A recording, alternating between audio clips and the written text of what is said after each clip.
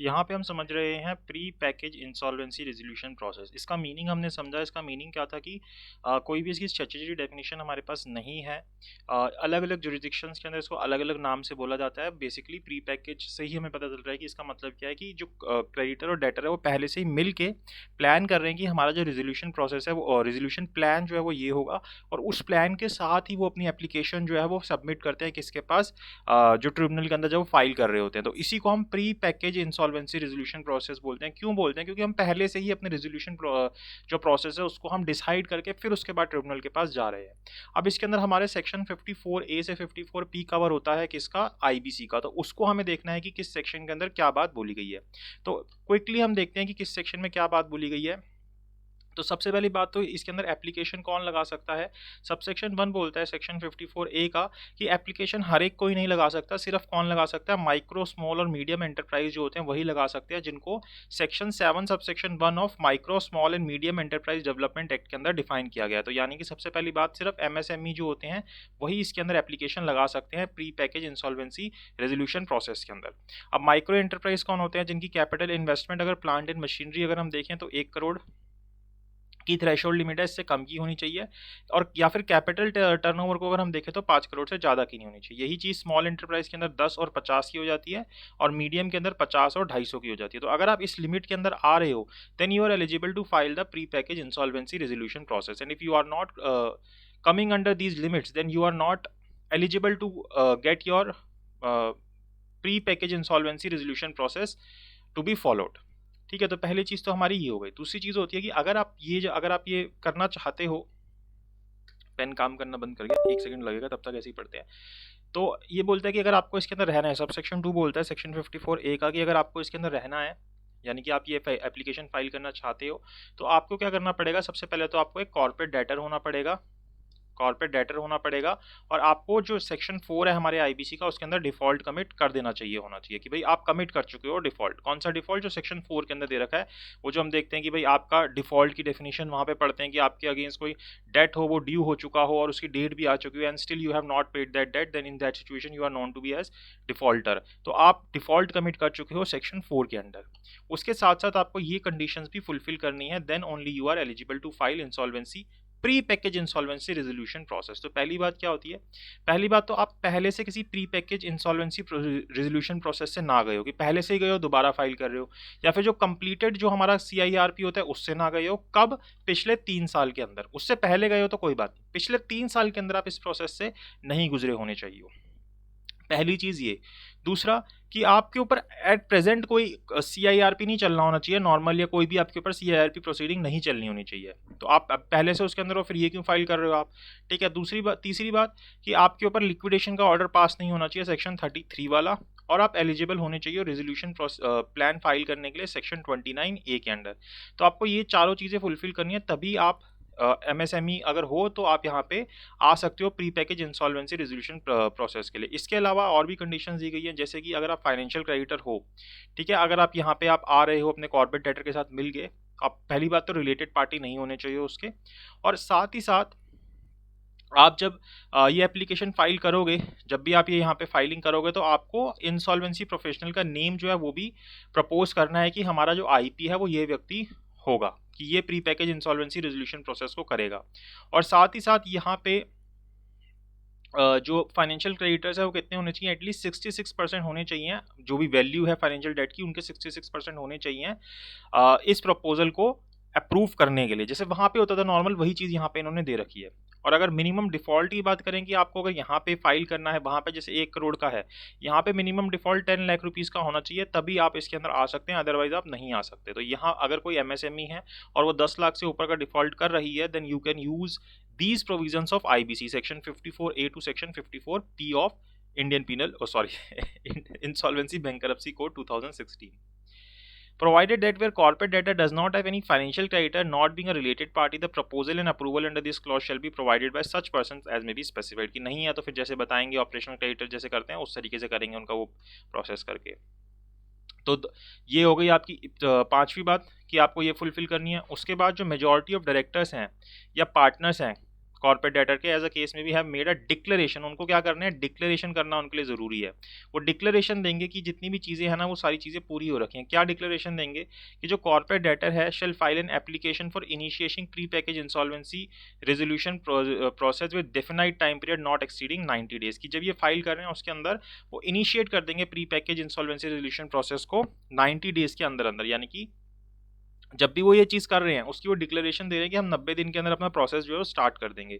दूसरी चीज़ ये that pre package insolvency resolution process is not being initiated to defraud any person, कि हम ये जो pre package insolvency resolution process कर रहे हैं हम किसी को डीफ्रॉड करने के लिए नहीं कर रहे कि हम किसी और का डेट जो वो नहीं पे करना चाहते इसलिए हम आपस में मिलकर ऐसा कर रहे हैं, तो ये चीज़ नहीं होनी चाहिए।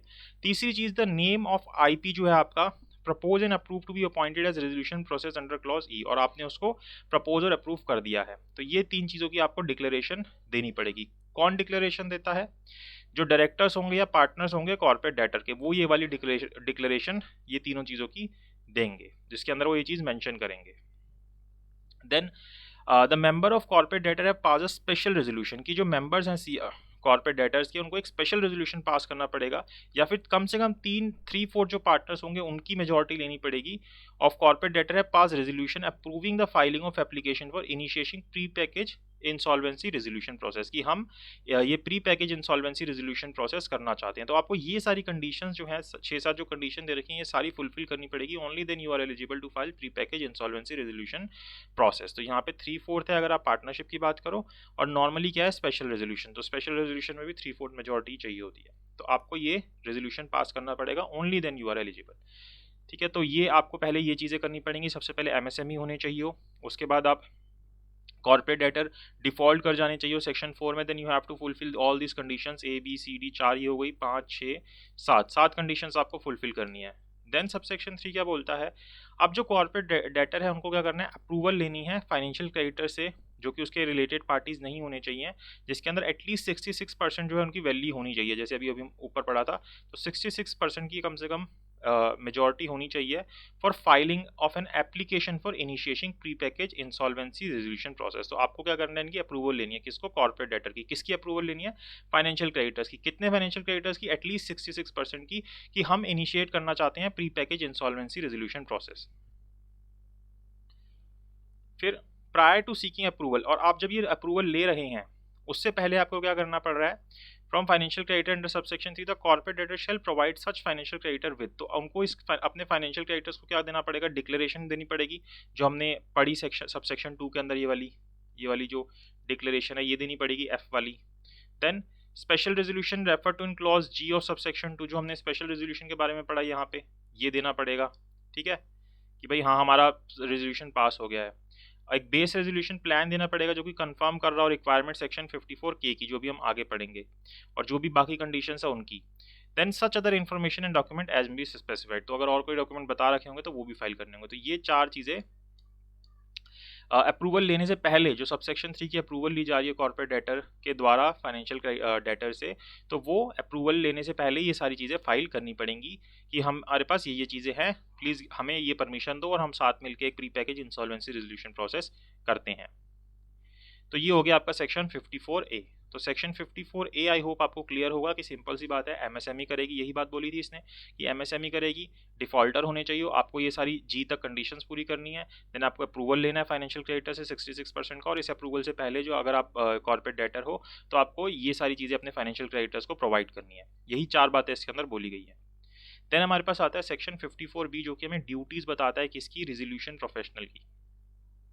इस इंसॉल्वेंसी रेजोल्यूशन प्रोसेस स्टार्ट होने से पहले क्या ड्यूटीज़ होती हैं एक रेजोल्यूशन प्रोफेशनल की, तो ये चीज़ इसने अंदर बता रखी है। सबसे पहले इसने बोला कि भाई आपको एक इंसॉल्वेंसी रेजोल्यूशन प्रोफेशनल जो है वो अपॉइंट करना पड़ेगा, और उसकी क्या क्या ड्यूटीज़ होंगी वो हमें यहाँ पे दे रखी है सेक्शन 54B के अंदर। तो सबसे पहले तो इसको एक रिपोर्ट प्रिपेयर करनी पड़ेगी, वो जो रिपोर्ट हमने ऊपर पढ़ी थी ना वही वाली, कि कंफर्म करते हुए कि हमने सारी रिक्वायरमेंट जो है सेक्शन 54A की वो फुलफिल कर ली हैं। जो चारों चीज़ें उसने बता रखी हैं सेक्शन 54A के अंदर वो हमने फुलफिल करनी है। इसके रिगार्डिंग क्या देगा एक ये रिपोर्ट देगा, कौन देगा, रेजोल्यूशन प्रोफेशनल देगा। Base resolution plan confirm the requirement refer to in कि हमने सारी रिक्वायरमेंट पूरी कर रखी है। देन दूसरी चीज़, file such reports and other document which the board as may be specified. Board अगर और कोई चीज़ बोलेगा तो वो वाली रिपोर्ट भी उसको फाइल करनी पड़ेगी। तो दो चीज़ें हो गई, पहली रिपोर्ट करनी है कि 54A पूरा हो रहा है, दूसरी चीज़ की अगर बोर्ड ने कुछ बोला है वो लगाना है, और अगर और कोई ड्यूटी स्पेसिफाइड की जाएंगी तो वो सारी चीज़ें भी उसको करनी पड़ेंगी। तो ये 3 ड्यूटी सबसे पहले किसकी हो गई, इंसॉल्वेंसी रेजोल्यूशन प्रोफेशनल की हो गई, इंसॉल्वेंसी प्रोफेशनल की हो गई pre package insolvency resolution process को स्टार्ट करने से पहले। फिर 54B का 3 क्या बोलता है कि जो भी फीस पेबल होगी इस इंसॉल्वेंसी प्रोफेशनल को, जो भी वो ड्यूटी परफॉर्म करेगा सबसेक्शन 1 के अंदर, shall be determined and borne in such manner as may be specified and such fee shall form part of pre-package insolvency resolution process cost। तो ये जो फीस होगी ये इसी की कॉस्ट का पार्ट मानी जाएगी और उसके अंदर लिखा होगा कि कितनी फीस होगी इसी इंसॉल्वेंसी रेजोल्यूशन प्लान के अंदर। अगर भाई ये एडमिट हो जाएगा तो इनको इतनी फीस दे दी जाएगी। तो ये चीज़ होगी। तो सेक्शन 54B के अंदर छोटी सी चीज़ आती है कि क्या ड्यूटीज़ होंगी किसकी, इंसॉल्वेंसी प्रोफेशनल की। तो वो ड्यूटीज़ यही हैं कि आपको सेक्शन 54A की कंप्लायंस रिपोर्ट देनी है। मेन बात तो यही बोली है, यानी कि 54A के रिगार्डिंग ही 54B है। देन 54C आता है कि यहाँ पे अब आपको क्या करना है, एप्लीकेशन लगानी है किस चीज़ की, इनिशिएट करने की pre package insolvency resolution process को। तो जहाँ पे आपने 54A की रिक्वायरमेंट्स को सब फुलफिल कर दिया, तो जो कॉर्पोरेट एप्लीकेंट है जो अब एप्लीकेशन लगाएगा वो क्या करेगा, एप्लीकेशन लगाएगा एडजुडिकेटिंग अथॉरिटी के पास। अब एडजुडिकेटिंग अथॉरिटी डिपेंड्स कि आप किसके पास फाइल करोगे, for initiating pre package insolvency resolution process. ठीक है कि भाई आप NCLT के पास लगाओगे ये एप्लीकेशन कि हम इसको इनिशिएट करना चाहते हैं। क्योंकि देखो क्या होता है कि इंडिविजुअल के केस में तो DRT के पास लगती है ना, और नॉर्मल जो पार्टनरशिप होती है उसके अंदर भी DRT के पास लगती है। जो LLP होती है और कंपनी होती है उसकी कहाँ पे लगती है, NCLT में लगती है। तो यहाँ पे MSME की बात हो रही है तो या तो कंपनी होगी या पार्टनरशिप होगी। कंपनी होगी तो NCLT पे जाएंगे, LLP होगी तो भी NCLT पे जाएंगे। अगर वो नॉर्मल पार्टनरशिप हुई तो उसके अंदर हमें DRT पे जाना पड़ेगा। तो आपको एडजुडिकेटिंग अथॉरिटी के पास अपनी एप्लीकेशन फाइल करनी है if you have complied with the section 54A of the insolvency bankruptcy code. Then subsection 2 क्या बोलता है कि जब आप एप्लीकेशन लगाओगे सबसेक्शन 1 के अंदर, तो आपको उस फॉर्म के अंदर वो एप्लीकेशन लगानी है जिसके अंदर जो भी चीज़ें हमें बता रखी हैं, मतलब इसी एक्ट के अंदर, वो सारी उसके अंदर मेंशन्ड हो, और साथ ही साथ जो फीस आपको लगानी है जो हमें रेगुलेशंस के अंदर दी जाएंगी वो फीस भी आपको इसके साथ अकम्पेन करनी है, वो फीस भी इसके साथ लगी हुई होनी चाहिए। तो ये चीज़ आपकी होगी, यानी कि आपको एप्लीकेशन फाइल करनी है, सारी चीज़ें मेंशन करनी है जो हमें स्पेसिफाई की जाएंगी, फीस लगानी है उसके साथ आपको, जैसे सेक्शन 7 में बोलता था ये वैसे ही यहाँ पे भी चल रहा है। देन अब अपनी एप्लीकेशन के साथ क्या क्या चीज़ें लगाओगे, आप लगाओगे जो भी आपकी डिक्लेरेशन थी, जो आपने स्पेशल रेजोल्यूशन या रेजोल्यूशन आपका पास हुआ था जिसके अंदर आपने अप्रूवल ली थी फाइनेंशियल क्रेडिटर्स की कि आप ये शुरू करना चाहते हैं, वो आपको लगाने पड़ेगा उसका प्रूफ। ठीक है, वो डिक्लेरेशन और अपना जो SR है वो लगाना पड़ेगा आपको। देन आपको नाम देना होगा, रिटर्न कंसर्न देनी होगी इंसॉल्वेंसी प्रोफेशनल की, क्योंकि इसने हमें ऊपर बोला था कि आपको साथ के साथ बताना है कि आपका इंसॉल्वेंसी रेजोल्यूशन प्रोफेशनल कौन होगा। देन आपको एक डिक्लेरेशन देनी होगी, existence of any transaction of corporate data that may be within the scope of provisions in respect of avoidance of transaction under chapter 3 of fraudulent or wrongful trading under chapter 6 in such form as may be specified। कि भाई आपकी इस तरीके की कोई चीज़ नहीं है, भाई आप fraudulent या wrongful इस तरीके की कोई चीज़ नहीं कर रहे। then information relating to books of account of corporate debtor and such other document relating to such period as may be specified। तो आपको ये सारी जो information है books of account के relating या बाकी जितने documents है उस corporate debtor के, वो सारे आपको इसके अंदर mention करने होंगे उस period के। तो ये चार चीज़ें आपको अपनी एप्लीकेशन के साथ लगानी होगी। डिक्लेरेशन हो गई, नेम और रिटर्न कंसेंट हो गया, फिर अगेन डिक्लेरेशन हो गई, और आपको बुक्स ऑफ अकाउंट्स जो है उसकी डिटेल देनी है, बाकी डॉक्यूमेंट्स की डिटेल देनी है। तो सबसे पहले अपने एप्लीकेशन फाइल की सबसेक्शन 1 में, सबसेक्शन 2 में जो भी फॉर्मेट है उसके अंदर आपने फाइल करनी है, साथ में फीस लगानी है। सबसेक्शन 3 के अंदर ये आपने डॉक्यूमेंट साथ में लगाने हैं। देन सबसेक्शन 4 बोलता है कि जो एडजुडिकेटिंग अथॉरिटी है वो क्या करेगी, विद इन 14 डेज जब भी आपकी एप्लीकेशन मिलेगी या तो एडमिट कर लेगी एप्लीकेशन को, अगर सारी चीज़ें कंप्लीट होती है, सेक्शन 54A कंप्लीट है पूरी तरीके से, और आपने जो सेक्शन यही सेक्शन जो 54 जो हम पढ़ रहे हैं 54C जो हम पढ़ रहे हैं इसके अंदर, तो इसने सब सेक्शन 3 के अंदर हमें बोल रखा है वो सारी चीज़ें आपने डॉक्यूमेंट लगाए हैं, जो सब सेक्शन 2 में फीस बोली है वो लगाई है, सब सेक्शन 2 के अंदर ये जो फॉर्मेट बोला है वो आपने फुलफिल कर रखा है। तो अगर ये सारी चीज़ें फुलफिल्ड हैं, हर एक तरीके से कंप्लीट है आपकी एप्लीकेशन, रेजोल्यूशन प्रोफेशनल का नाम है, सब कुछ है, तो आपकी application within 14 days accept हो जाएगी। और अगर आपकी कोई भी चीज़ इनकम्प्लीट है तो आपकी एप्लीकेशन को क्या कर दिया जाएगा, रिजेक्ट कर दिया जाएगा। और ये तो नेचुरल जो जस्टिस है वो तो हमेशा ही होगा कि आपकी एप्लीकेशन को रिजेक्ट करने से पहले आपको एक नोटिस दिया जाएगा कि आपके ये डिफेक्ट है, इसको आप ठीक कर लीजिए 7 दिन के अंदर अंदर। नहीं करेंगे तो फिर वो रिजेक्टेड मानी जाएगी। तो सेक्शन 54A, B और C आपको क्लियर हो गया। देन 54D क्या बोलता है, टाइम लिमिट देता है कि आपको कितने टाइम के अंदर अपना ये जो प्रोसेस है वो कंप्लीट करना है। तो 120 days from the pre package insolvency commencement date. तो जिस भी दिन आपकी एप्लीकेशन एडमिट हुई है उसके विद इन 120 डेज आपको इस प्रोसेस को क्या करना है, कंप्लीट करना है। ठीक है, इसका ड्यूरेशन कितना है, 120 डेज है। The resolution professional shall submit the resolution plan as approved by committee of creditor to adjudicating authority under subsection 4 or subsection 12 as the case may be of section 54K within period of 90 days from the pre-package insolvency commencement date।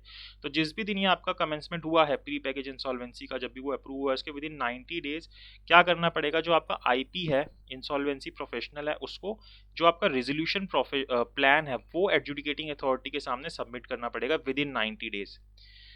तो अभी section 54K को पढ़ेंगे, वहाँ पे हमें मिलेगा कि क्या क्या चीज़ें होती हैं, बट यहाँ पे आपको याद रखना है कि विद इन 90 डेज उसको ये प्लान सबमिट करना है रेजोल्यूशन प्रोफेशनल को। तो टोटल पीरियड 120 डेज का है, विद इन 90 डेज आपका रेजोल्यूशन प्लान आ जाना चाहिए।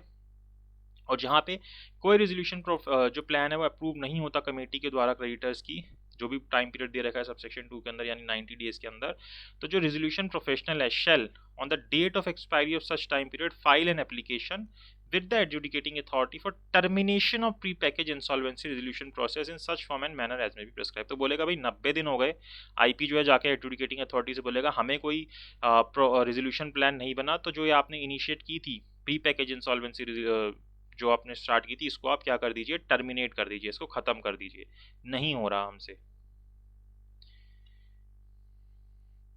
तो यही चीज़ बता रखी है, submission of resolution plan by resolution professional 90 days from pre package, जब भी कमेंस हो रहा है उसके 90 डेज के अंदर। अगर अप्रूवल नहीं होता विद इन टाइमलाइन तो आरपी को एक एप्लीकेशन फाइल करनी पड़ती है कि आप इस pre package insolvency resolution process को टर्मिनेट कर दीजिए।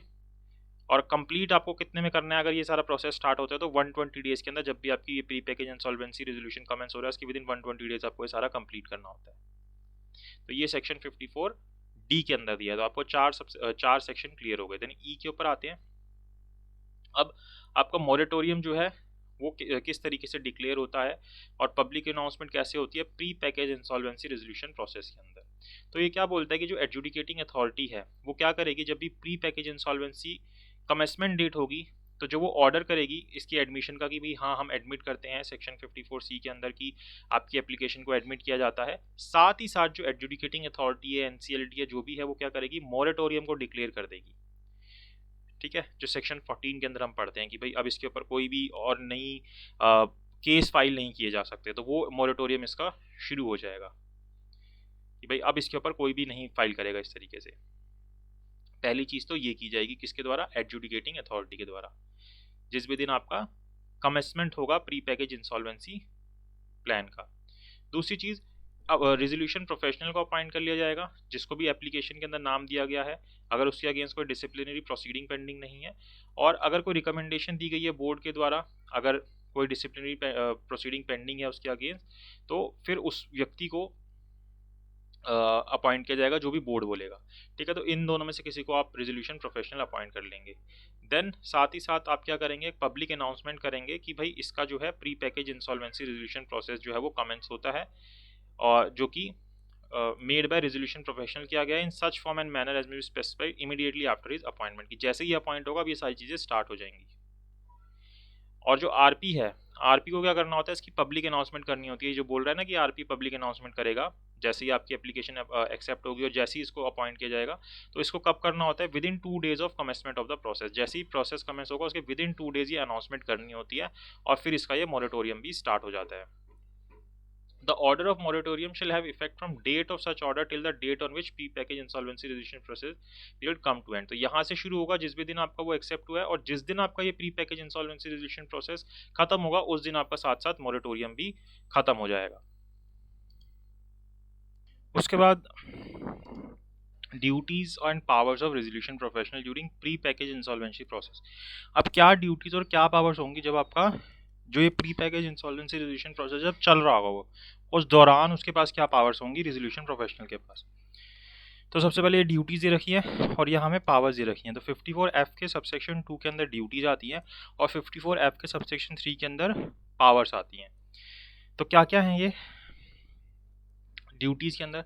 सबसे पहले तो ये कंफर्म करता है the list of claim submitted by the corporate debtor under subsection 54G in such manner as may be specified, कि जो भी कॉर्पोरेट डेटर्स के क्लेम्स हैं, मतलब जो लिस्ट दी है कॉर्पोरेट डेटर के द्वारा इनकी जिन्होंने भी क्लेम करना है उनकी, तो उनको कंफर्म करता है। सबसे पहली ड्यूटी ये है। दूसरा, क्रेडिटर्स को इन्फॉर्म करता है कि उनके जो क्लेम्स हैं वो कंफर्म कर दिए गए हैं क्लॉज ए के अंदर, कि हाँ आपके क्लेम्स जो हैं वो माने गए हैं कॉर्पोरेट डेटर के द्वारा।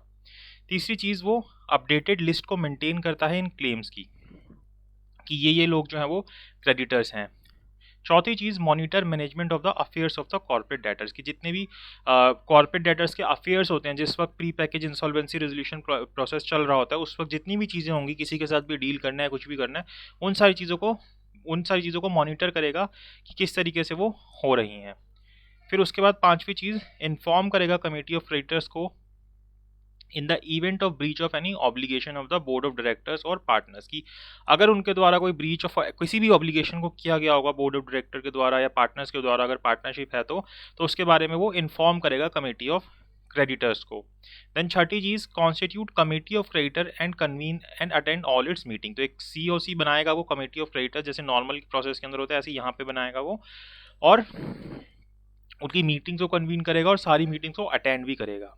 देन प्रिपेयर इन्फॉर्मेशन मेमोरेंडम, जैसे वहाँ पे इन्फॉर्मेशन मेमोरेंडम बनता है नॉर्मल प्रोसेस में, ऐसे यहाँ पे भी एक इन्फॉर्मेशन मेमोरेंडम बनेगा जिसके अंदर सारी इन्फॉर्मेशन डाली जाएगी सेक्शन 54G के हिसाब से। फिर applicants file applications for avoidance of transaction under chapter 3 of fraudulent और wrongful trading under chapter 6 if any, तो इसके लिए भी वो एप्लीकेशन फाइल करेगा कि जितनी भी ट्रांजेक्शन्स है वो सारी इस तरीके की ट्रांजेक्शन्स नहीं हो रही हैं, और बाकी जो भी ड्यूटीज़ अगर उसकी कोई स्पेसिफाई की जाएगी। तो ये 8-9 उसकी ड्यूटीज़ हैं जो कि बताई गई हैं किसकी, अकाउंट रेजोल्यूशन प्रोफेशनल की। सिंपल सी ड्यूटीज़ हैं। फिर उसके बाद क्या पावर्स होती हैं, सारी बुक्स को एक्सेस कर सकता है, जितने भी रिकॉर्ड्स हैं, इन्फॉर्मेशन है कॉर्पोरेट डेटर के, मतलब कंपनी है, जो भी व्यक्ति है, मतलब कॉर्पोरेट डेटर मतलब कंपनी होगी या कोई पार्टनरशिप हो गई, उनकी सभी बुक्स को, अकाउंट्स को, रिकॉर्ड्स को, सबको एक्सेस कर सकता है। जितने भी इलेक्ट्रॉनिक रिकॉर्ड्स हैं कॉर्पोरेट डेटर के पास, तो किसी भी यूटिलिटी के पास से उन सबको वो एक्सेस कर सकता है। सभी बुक्स ऑफ अकाउंट्स को, रिकॉर्ड्स को, या जितने भी बाकी रेलिवेंट डॉक्यूमेंट्स हैं कॉर्पोरेट डेटर के, जो गवर्नमेंट अथॉरिटीज़ के पास हैं, स्टैट्यूटरी ऑडिटर्स के पास हैं, अकाउंटेंट्स के पास हैं, या किसी और के पास है, उन सबको भी वो एक्सेस कर सकता है। देन मीटिंग्स को अटेंड करेगा, जितनी भी मेंबर्स की, BODs की, डायरेक्टर्स की, जिनकी भी मीटिंग्स होंगी उन सबको वो अटेंड कर सकता है। देन अकाउंटेंट्स को अपॉइंट करेगा, लीगल्स और जितने बाकी प्रोफेशनल्स हैं, लॉयर्स हैं, एडवोकेट्स हैं, जिनको भी वो अपॉइंट कर सकता है, जिनकी भी रिक्वायरमेंट होती है। देन जितनी भी इंफॉर्मेशन है असेट्स के रिगार्डिंग, जो कॉर्पोरेट डेटर के असेट्स हैं, फाइनेंसेस हैं, ऑपरेशंस है कॉर्पोरेट डेटर के, कि भाई क्या फाइनेंशियल पोजीशन है किसकी कॉर्पोरेट डेटर की, उसको जानने के लिए सारी इन्फॉर्मेशन वो कलेक्ट कर सकता है। और बाकी जितने भी एक्शंस जो जरूरी हैं, जो भी स्पेसिफाई किए जाएंगे, वो सारे एक्शंस भी वो ले सकता है। तो ये सारी पावर्स और ड्यूटीज़ हैं किसकी, इंसॉल्वेंसी प्रोफेशनल की, किसके अंदर, जब हम pre package insolvency resolution process कर रहे हैं। किस में दे रखी है, सेक्शन 54F में दे रखी है ये। Then from the date of appointment of the resolution professional, जिस भी डेट से आप इसको अपॉइंट कर लेते हो, तो जो फाइनेंशियल इंस्टीट्यूशंस होते हैं जो अकाउंट्स को मेंटेन कर रहे हैं कॉर्पोरेट डेटर के, वो ये सारी की सारी इन्फॉर्मेशन फर्निश करेंगे कॉर्पोरेट डेटर की, जो भी उनके पास है, किसको, रेजोल्यूशन प्रोफेशनल को, क्योंकि ये इसके पास पावर्स है, किसके पास, रेजोल्यूशन प्रोफेशनल को, कि वो मांग सकता है। तो इसके मांगने से पहले ही ये इनकी ड्यूटी बता दी किसकी, फाइनेंशियल इंस्टीट्यूशन की, भाई हमारे पास ये इन्फॉर्मेशन है, तो ये इन्फॉर्मेशन पहले वो खुद ही आके रेजोल्यूशन प्रोफेशनल को प्रोवाइड कर दे। देन जो पर्सनल है कॉर्पोरेट डेटर और इट्स प्रमोटर्स या बाकी जितने भी पर्सन एसोसिएटेड हैं कॉर्पोरेट डेटर के मैनेजमेंट से, वो अपनी सारी असिस्टेंस देंगे, कॉपरेट करेंगे रेजोल्यूशन प्रोफेशनल के साथ, तभी तो रेजोल्यूशन प्रोफेशनल सही से काम कर पाएगा। वो बोले नहीं हम तो आपको इन्फॉर्मेशन नहीं दे रहे या हम आपको हेल्प नहीं कर रहे, तो रेजोल्यूशन प्रोफेशनल काम नहीं कर पाएगा। तो उनको अपनी पूरी मदद देनी है, कॉपरेट करना है रेजोल्यूशन प्रोफेशनल्स के साथ, जब भी वो अपनी ड्यूटीज़ या पावर्स को एक्सरसाइज कर रहा होगा।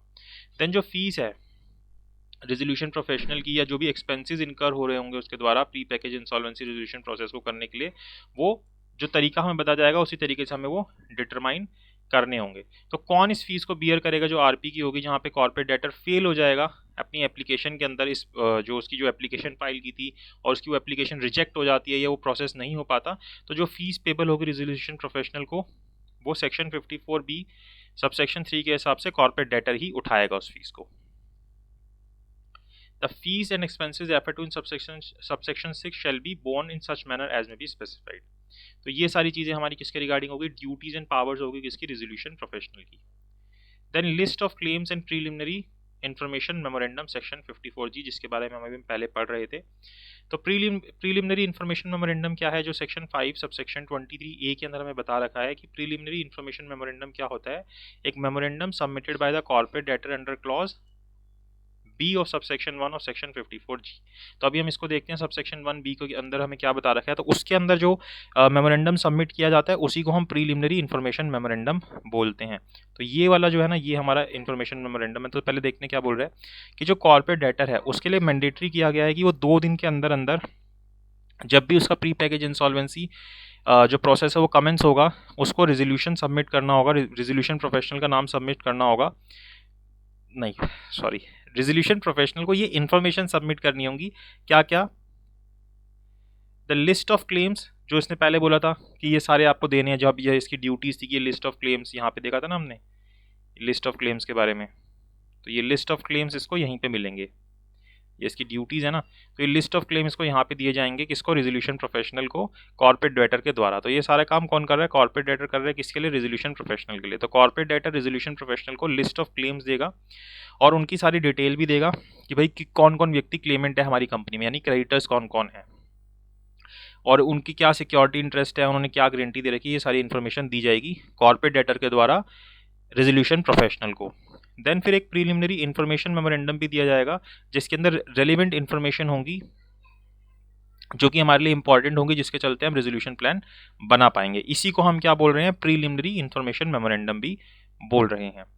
तो where any person has sustain any loss or damage as a consequence of the omission of any material information or inclusion of any misleading information in the list of claims, कि भाई इस कारण से आपने जो लिस्ट ऑफ क्लेम है उसके अंदर आपने कोई गलत इन्फॉर्मेशन दी, उससे किसी को लॉस हुआ, डैमेज हुआ, ठीक है, कोई मटेरियल इन्फॉर्मेशन आपने गायब कर दी उसमें से, या आपने कोई मिसलीड इन्फॉर्मेशन दे दी उस लिस्ट ऑफ क्लेम में से, या ये जो आपका प्रीलिमिनरी इन्फॉर्मेशन मेमोरेंडम था उसके अंदर आपने कोई गलत इन्फॉर्मेशन दी या कोई इन्फॉर्मेशन नहीं दी कॉर्पोरेट डेटर को, तो जो भी व्यक्ति ऐसा करेगा कि ऑमिट कर गया या गलत इन्फॉर्मेशन दे गया, तो उस सिचुएशन के अंदर अगर वो प्रमोटर है, डायरेक्टर है, पार्टनर है कॉर्पोरेट डेटर का, जो भी चीज़ है वो, जब भी आप अपने इसको सबमिट कर रहे हो लिस्ट ऑफ क्लेम्स को या प्रीलिमिनरी इंफॉर्मेशन मेमोरेंडम को कॉर्पोरेट डेटर के द्वारा, या फिर जिसको भी ऑथराइज़ किया गया है ये लिस्ट देने के लिए या प्रीलिमिनरी इंफॉर्मेशन मेमोरेंडम देने के लिए, तो उसको क्या करना पड़ेगा, उस व्यक्ति को कंपनसेशन पे करना पड़ेगा, हर एक व्यक्ति को जिसको इस कारण से लॉस हुआ है या डैमेज हुआ है। किस कारण से, ये जो मिसलीडिंग इन्फॉर्मेशन दी या ओमिशन किया इन्फॉर्मेशन का, किसके अंदर, आपकी जो लिस्ट ऑफ क्लेम्स थी या फिर प्रीलिमिनरी इन्फॉर्मेशन मेमोरेंडम था उसके अंदर अगर आपने कोई ओमिशन किया या मिसलीडिंग इन्फॉर्मेशन दी, उस चीज़ के कारण अगर किसी व्यक्ति को कोई भी लॉस हुआ, डैमेज हुआ, तो उस व्यक्ति को वो उठाना पड़ेगा, जो भी प्रमोटर है कॉर्पोरेट डेटर का, डायरेक्टर है, पार्टनर है, जो भी व्यक्ति है कॉर्पोरेट डेटर का जिसने भी ये इन्फॉर्मेशन नहीं दी, या फिर इन लोगों ने किसी को अगर ऑथराइज कर रखा था कि उनको ये इन्फॉर्मेशन देनी है और उस व्यक्ति ने इन्फॉर्मेशन नहीं दी या मिसलीडिंग इन्फॉर्मेशन दी, तो वो व्यक्ति रिस्पॉन्सिबल हो जाएगा उस डैमेज या लॉस के लिए और उसको कंपनसेट करना पड़ेगा उस व्यक्ति को जिसको भी लॉस या डैमेज हुआ है। तो कोई भी व्यक्ति लाइबल नहीं होगा सबसेक्शन 2 के अंदर अगर लिस्ट ऑफ क्लेमेंट्स या प्रीलिमिनरी इन्फॉर्मेशन मेमोरेंडम जो सबमिट किया गया है कॉर्पोरेट डेटर के द्वारा विदाउट हिज नॉलेज और कंसर्न, कि भाई ए व्यक्ति है उसकी नॉलेज या कंसर्न के बिना ही ये जाके रेजोल्यूशन प्रोफेशनल को आपने लिस्ट ऑफ क्लेम्स या प्रीलिमिनरी इन्फॉर्मेशन मेमोरेंडम दे दिया, तो यहाँ पे इसको नॉलेज ही नहीं थी इस बात की ए को, तो फिर यहाँ पे ए रिस्पॉन्सिबल नहीं होगा। फिर नहीं बोला जाएगा कि भाई ए तू जाके इस कारण से किसी व्यक्ति को लॉस या डैमेज हुआ है वो पे कर, तो उस सिचुएशन में नहीं होगा। जैसे कंपनीज के केस में डायरेक्टर के लिए होता है, वही चीज़ यहाँ बता रखी है। Subject to section 54E, any person who has sustain any loss or damage as a consequence of omission of material information or inclusion of any misleading information in list of claims or preliminary information memorandum shall be entitled to move court having jurisdiction for seeking compensation for such loss or damage। तो यानी कि उस व्यक्ति को ये right दिया जा रहा है that person can move to court for seeking compensation that I have gone through loss or damage. Why I have gone through loss or damage? Because this certain person has given misleading information in the list of claims or preliminary information memorandum, or he has omitted certain information. That's why I have right to seek the compensation from this person. तो यहाँ पे उसको ये right दिया गया कि इसको ये कंपनसेशन मिले किसके द्वारा, कोर्ट के थ्रू, और इसके पास ये राइट है कि इसके लिए कोर्ट जा सकता है, वहाँ पे जाके मांग सकता है इसको। देन सेक्शन 54H आता है management of affairs of corporate debtors की। अब जब ये प्रोसेस चल रहा है तो उस वक्त कॉर्पोरेट डेटर्स के जो अफेयर्स हैं वो किस तरीके से मैनेज होंगे। तो जब भी आपका pre package insolvency resolution process चल रहा है उस दौरान क्या होगा कि जो मैनेजमेंट है, जो अफेयर्स ऑफ कॉर्पोरेट डेटर है, वो किसके पास रहेंगे, बोर्ड ऑफ डायरेक्टर्स के पास रहेंगे या पार्टनर के पास रहेंगे, as the case may be of corporate director, subject to such conditions as may be specified. कुछ कंडीशंस लगेंगी लेकिन उसके अंदर जो मैनेजमेंट ऑफ द अफेयर्स हैं वो किसके पास रहेंगे, कॉर्पोरेट डेटर के पास ही रहेंगे, जिनको मॉनिटर करता रहेगा जो रेजोल्यूशन प्रोफेशनल है, क्योंकि हमने ऊपर देखा था ना अभी ड्यूटीज एंड पावर के अंदर। देन जो बोर्ड ऑफ डायरेक्टर्स हैं या पार्टनर हैं कॉर्पोरेट डेटर के, उनको क्या करना पड़ेगा, अपनी तरफ से पूरी एंडिवियर करना पड़ेगा कि वो प्रोटेक्ट करें और प्रिजर्व करें किसको, value of the property of the corporate debtor and manage its operation as a going concern, कि वो ऐसा ना माने कि भाई अब तो इसका ये बंदी हो जाएगी, लिक्विडेशन में चली जाएगी, या फिर ऐसी चीज़ ना माने, उसको उसकी प्रॉपर्टी को प्रोटेक्ट करें, अपनी पूरी कोशिश करें और उसको इस तरीके से ही चलाएं जैसे कि एक गोइंग कंसर्न है ये कॉर्पोरेट डेटर जो है।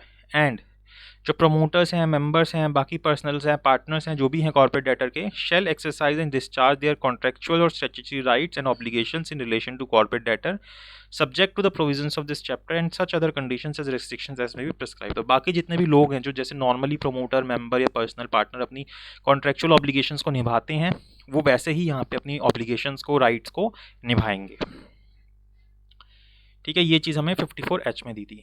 देन अब आपकी एक COC बनती है, कमेटी ऑफ क्रेडिटर, जैसे नॉर्मली बनती थी 54I के अंदर, तो वो यहाँ पे बन रही है। द रेजोल्यूशन प्रोफेशनल को क्या करना है, 7 डेज के अंदर अंदर, जब भी आपका प्री पैकेज इंसॉल्वेंसी कमेंस हो रहा है, उसके जिस भी डेट को वो कमेंस हो रहा है उसके विद इन 7 डेज क्या करना है, एक कमेटी ऑफ क्रेडिटर बना देनी है।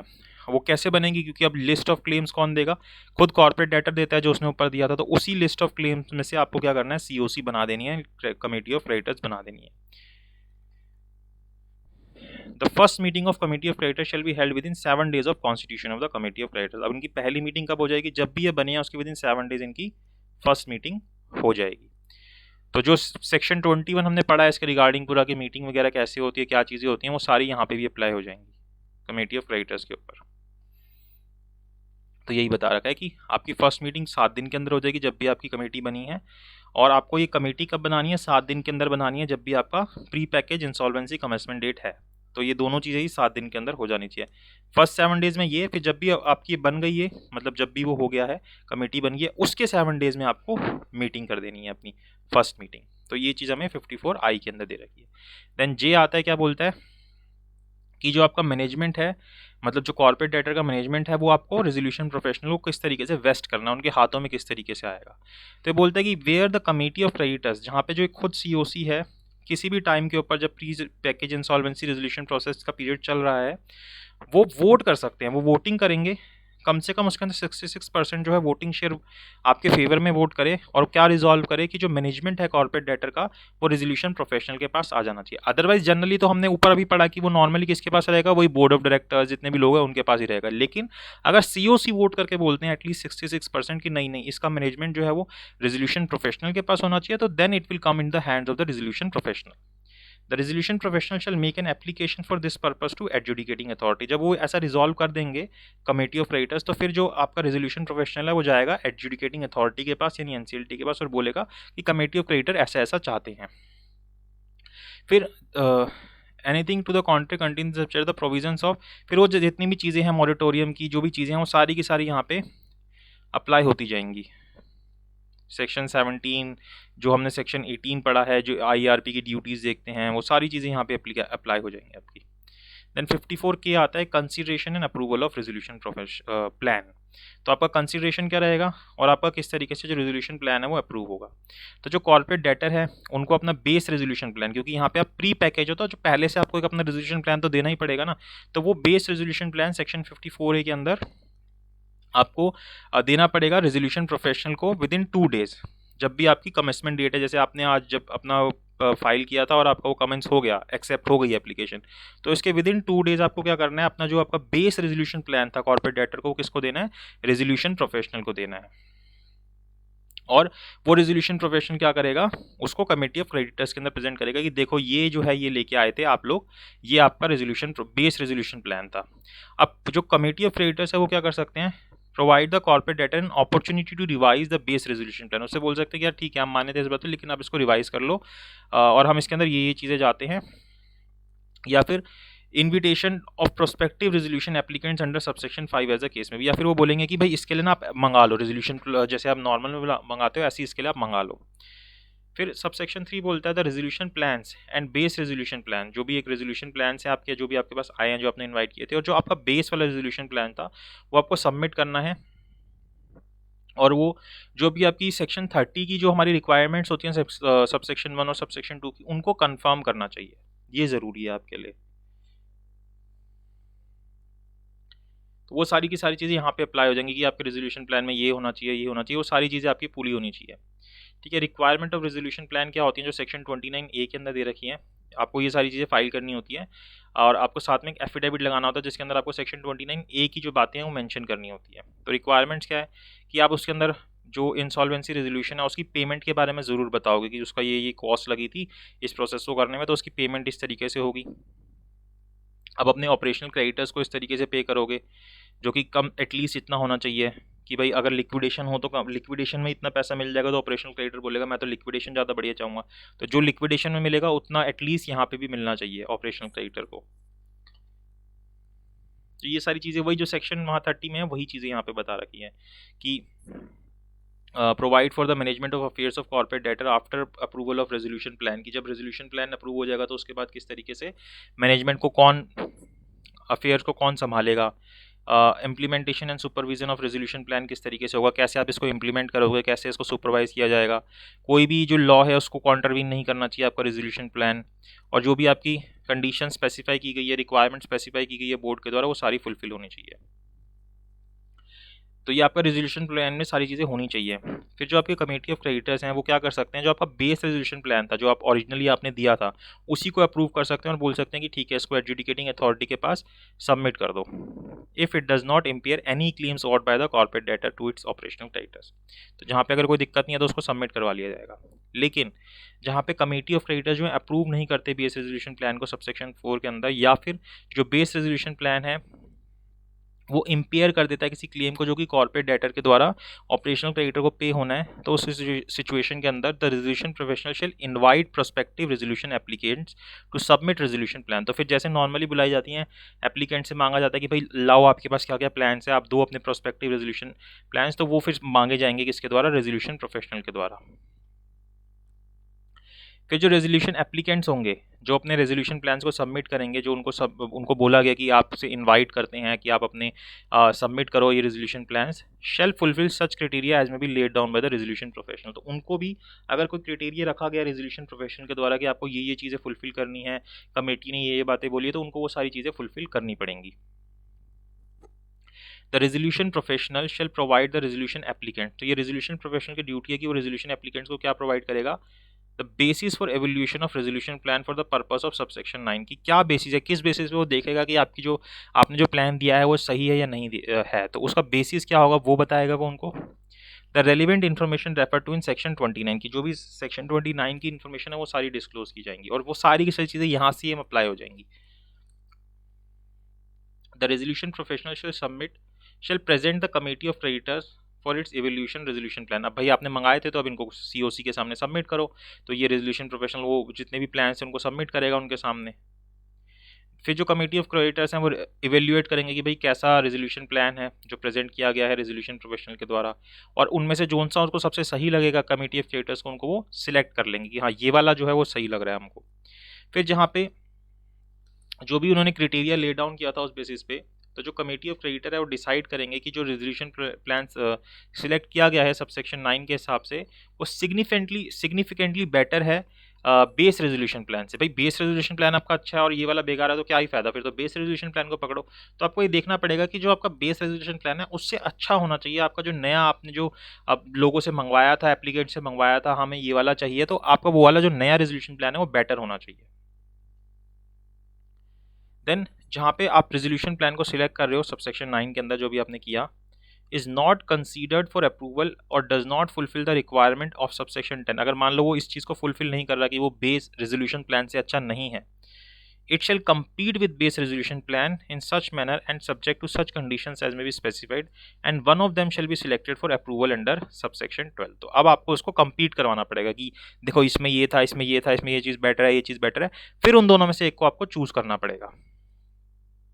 फिर आपने जो भी रेजोल्यूशन प्लान सिलेक्ट किया भाई सबसेक्शन 10 के हिसाब से, सेक्शन 11 के हिसाब से, जो भी हमने दोनों बातें पढ़ी कि या तो बेस को चुन लिया या फिर जो दूसरा था उसको चुना आपने, as a case may be approve by committee of creditor for submission to adjudicating authority. दोनों में से एक को चुन के दोनों को कंप्लीट करा के एडजुडिकेटिंग अथॉरिटी के पास आप सबमिट कर देंगे कि ये वाला ज़्यादा बढ़िया है, इसको आप अप्रूव कीजिए। फिर जो अप्रूवल है रेजोल्यूशन प्लान की जो सबसेक्शन 4 या सबसेक्शन 12 के अंदर अभी हमने ली यहाँ पे, एज अ केस में भी सबसेक्शन 4 के अंदर तो आपको बेस प्लान पसंद आ गया, आपने वही ले लिया था। सबसेक्शन 12 के अंदर आपने वो कंप्लीट करके फिर एक को सिलेक्ट करके एडजुडिकेटिंग अथॉरिटी को दिया। By the committee of creditors shall by vote of not less than 66% of the voting shares after considering the feasibility and viability, the manner and distribution proposed, taking into account the order of priority among the creditors as laid down in subsection 1 of section 53, including priority and value of the security interest of secured creditor and such other requirement as may be specified। तो आपको अब सारी बाकी जितनी जो requirements है section 53 की कि भाई पहले आपको अपनी पेमेंट इसको करनी है, रेजोल्यूशन प्रोफेशनल को करनी है, फिर जो सिक्योर क्रेडिटर्स हैं, फिर इस तरीके से जो है उस सारी चीज़ों को फॉलो किया गया है, नहीं किया गया है, रेजोल्यूशन प्लान जो है फिजिबल है या नहीं है, उसकी विएबिलिटी है या नहीं है, ये सारी चीज़ें आपको चेक करनी पड़ेंगी, अप्रूव कराना पड़ेगा 66% वोट से। तो जब आप ये सारी चीज़ें कंसीडर कर रहे होंगे उसकी फिजिबिलिटी, विएबिलिटी रेजोल्यूशन प्लान की, where the resolution plan submitted by corporate debtor provide the impairment of any claim owed by the corporate debtor, the committee of creditor may require the promoters of the corporate debtor to dilute their shareholding or voting or control right to the corporate debtors। तो ये इसने फिर सारा summarise करके बता दिया कि क्या क्या चीज़ें हैं जो भी हमने पढ़ी हैं, वही सारी चीज़ें हैं। फिर आपका जो रेजोल्यूशन प्लान है उसको अप्रूवल मिल जाएगा सेक्शन 54L के हिसाब से। अगर आपकी जो एडजुडिकेटिंग अथॉरिटी हो मान लेते कि भाई आपने सारी चीज़ें फुलफिल की हैं जो सेक्शन 54K के अंदर बोला था कि या तो आप बेस प्लान को एक्सेप्ट कर लो या कंपीटिंग वाले को एक्सेप्ट कर लो, आपने सारी चीज़ें फुलफिल किया है, सेक्शन 30 को फुलफिल किया है तो आपके रेजोल्यूशन प्लान को एडजुडिकेटिंग अथॉरिटी अप्रूव कर देगी। फिर जो ऑर्डर ऑफ अप्रूवल होगा जो हमें यहाँ सब सेक्शन 1 के अंदर दिया गया है उसका क्या इफेक्ट होगा, जैसे सेक्शन 31 के अंदर होता है नॉर्मल वाला, वही इफेक्ट यहाँ पे भी होगा। तो नॉर्मल आपको पहले पढ़ना जरूरी है, डायरेक्ट आपके अगर आप आके आप ये पढ़ रहे हैं तो नहीं समझ आएगा, नॉर्मल को पढ़िए, ये बाद में पढ़ा जाएगा। और जहाँ पे एडजुडिकेटिंग अथॉरिटी सेटिस्फाई हो जाती है कि जो रेजोल्यूशन प्लान है वो does not confirm to the requirements of subsection 1 की भाई सबसेक्शन 1 के अंदर जो यहाँ पे मैं इसने बात बोली ये वाली बात को फुलफिल नहीं कर रहा, 54K को फुलफिल नहीं कर रहा, it may within 30 days of receipt of such resolution plan by an order reject the resolution plan pass order under section 54N। तो वो उसको 30 दिन के अंदर भाई अगर सही आएगा तो ठीक है, अदरवाइज उसको रिजेक्ट कर देगी और सेक्शन 54N के अंदर वो अपना रेजोल्यूशन प्लान जो है वो पास कर देगी। कौन? Adjudicating authority. ठीक है, तो अब सेक्शन 54N क्या बोलता है? Termination of pre package insolvency resolution plan के बारे में बोलता है कि अब आप इसको खत्म कर दोगे कि नहीं हो रहा आपसे।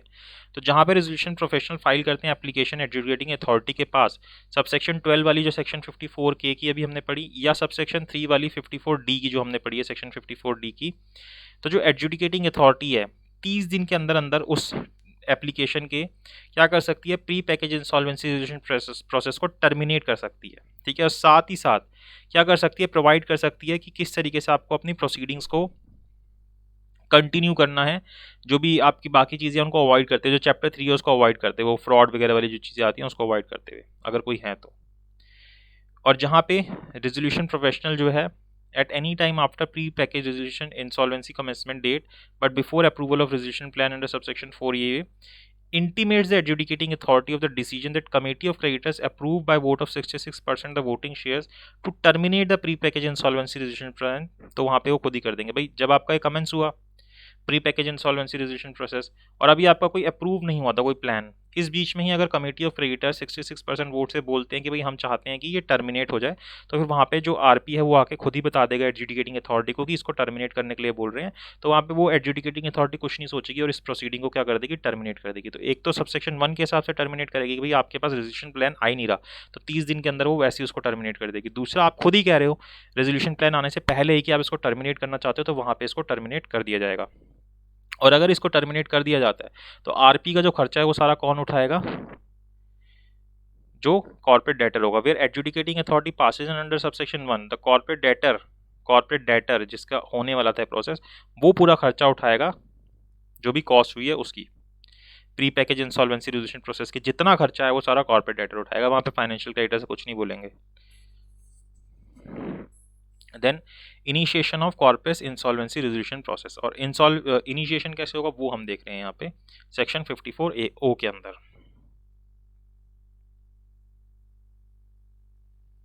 तो the committee of creditors at any time, अब जो सीओसी है किसी भी टाइम पे जब आपका प्री पैकेज इंसॉल्वेंसी डेट जो है कमेंस हो जाएंगी, लेकिन जब आपका जो रेजोल्यूशन प्लान है उसके अप्रूवल से पहले, जो हम सबसेक्शन 4 या सबसेक्शन 12 के अंदर देख रहे थे 54K के 66% वोट से may resolve to initiate corporate insolvency resolution process, जो नॉर्मल होता है हमारा उस तरीके से वो चाहते हैं तो उसको इनिशिएट कर सकते हैं। वो चाहते हैं इस प्रोसेस में नहीं रहना तो हट के वो नॉर्मल में जा सकते हैं, अगर वो व्यक्ति लेकिन एलिजिबल होना चाहिए चैप्टर 2 के हिसाब से, यानी कि वो जो 1 करोड़ वाली कंडीशन है कि 1 करोड़ का डिफ़ॉल्ट हो और जितनी चीज़ें हम वहाँ पे पढ़ते हैं वहाँ उस हिसाब से अगर वो एलिजिबल है तो वहाँ पे फिर आप नॉर्मल प्रोसेस के अंदर जा सकते हो 66% अगर आपके सीओसी बोलते हैं तो, ठीक है। तो वहाँ पे फिर आप वही सारी चीज़ें करोगे, आपकी ये जो सर टर्मिनेट हो जाएगा, आपका रेजोल्यूशन प्रोफेशनल अपॉइंट हो जाएगा, उस सारी चीज़ें आपकी फिर उसके हिसाब से चली जाएंगी। वही चीज़ इसने यहाँ बता रखी है। और ये आपका आखिरी सेक्शन है एप्लीकेशन प्रोविजंस ऑफ चैप्टर 2, 3, 5, 7। इसने बता रखा है कि कौन कौन से सेक्शन जो हमने उन पिछले चैप्टर्स में पढ़ के आए हैं वो यहाँ पे भी एप्लीकेबल होंगे, कौन से चैप्टर 2 के प्रोविजंस यहाँ अप्लाई होंगे, कौन से 3 के होंगे, 6 के होंगे, 7 के होंगे, तो वो यहाँ पे बता रहा है। सेक्शन 24, 25A, 26, 27A, 29, ये सारे सेक्शन जो हैं वो आपके अप्लाई होंगे, जैसे वहाँ पे होते हैं ऐसे यहाँ पे भी अप्लाई हो जाएंगे। तो ये आपका यहाँ पे pre package insolvency resolution process का टॉपिक खत्म होता है। तो क्या क्वेश्चंस इसमें से पूछे जा सकते हैं कि क्या रैशनल है कि क्यों इसको हमने इंट्रोड्यूस किया। हम जल्दी चाहते हैं चीज़ों को 120 दिन में ख़त्म करना चाहते हैं, छोटा हमारा कंपनी जो है या जो डेटर है वो छोटा है, MSME है, और हम चाहते हैं कि पहले से ही हमारे पास एक बेस प्लान हो ताकि बाद में दिक्कत ना आए, तो उस सिचुएशन के लिए हम इसको करते हैं। कैसे ये डिफरेंट है तो ये आप पूरा बता सकते हैं, हमने पढ़ा ही है कि नॉर्मल CIRP से कैसे डिफरेंट है। रेजोल्यूशन प्रोफेशनल की क्या पावर्स एंड ड्यूटीज़ होती हैं हमने पढ़ी थी कि क्या क्या पावर्स थी, क्या क्या ड्यूटीज़ थी। कमेटी ऑफ क्रेडिटर्स का क्या रोल होते हैं इसके अंदर, तो हमने बहुत सारी जगह पढ़े हैं कहाँ पे वो 66% वोट से क्या क्या चीज़ें कर सकते हैं। अगर आपका अप्रूव हो जाता है रेजोल्यूशन प्लान तो उसके क्या प्रोविजंस हमें दे रखे हैं कि भाई सेक्शन 54K के सबसेक्शन 4, सबसेक्शन 12 के अंदर, तो वहाँ पे क्या क्या चीज़ें होती हैं, और किस तरीके से आपकी टर्मिनेशन होती है pre package insolvency resolution process की। हमने देखा कि भाई 30 दिन में कर सकते हैं वो, या वो खुद पहले ही बोल देते हैं जो COC होते हैं कि हम करना चाहते हैं 66% वोट से, तो वहाँ पे वो टर्मिनेट हो जाता है। तो ये आपके क्वेश्चन हो गए। तो आई होप आपको ये जो pre package insolvency resolution process है इसका टॉपिक क्लियर हो गया होगा। अगर आपको वीडियो अच्छी लगी तो प्लीज़ लाइक कीजिए, शेयर कीजिए, चैनल को सब्सक्राइब जरूर कीजिए। Thank you so much for watching this video.